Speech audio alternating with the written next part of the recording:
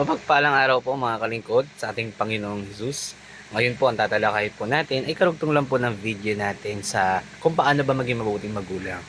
As a pagiging mabuting magulang, ano-ano ba yung mga katangian mo bilang isang maging mabuting magulang? Ang sinabi ko dun sa una kong video is importante po na naihahayag po natin sa ating mga anak yung mga bagay patungkol sa Panginoon.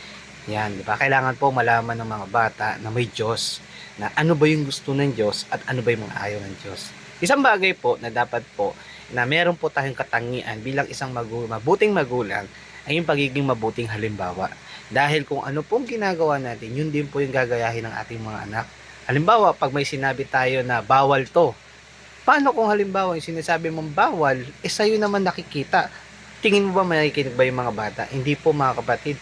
Ngayon, dahil bata pa sila, iniisip nila na masama yun kasi bata pa ako. Pero pagdating ng panahon, makikita at maunawaan nila na hindi naman dati masama to kasi bata pa ako. Pero ngayon matanda na ako, may kakayahan na ako or kaya ako na magdidesisyon sa sarili ko. Yun po yung delikado mga kapatid. Kung sasabihin po natin, halimbawa po, ako po, manginginom ako. Pag sinabi ko sa anak ko na masama yan, tingin niyo po ba maniniwala siya na masama yan? Sa isip niya, masama yun dahil bata pa siya. Pero pagdating ng panahon, pag siya ay lumaki na, iisipin niya na masama dati yan dahil bata pa ako. Pero ngayon malaki na ako, pwede na. Hindi po ganun mga kapatid.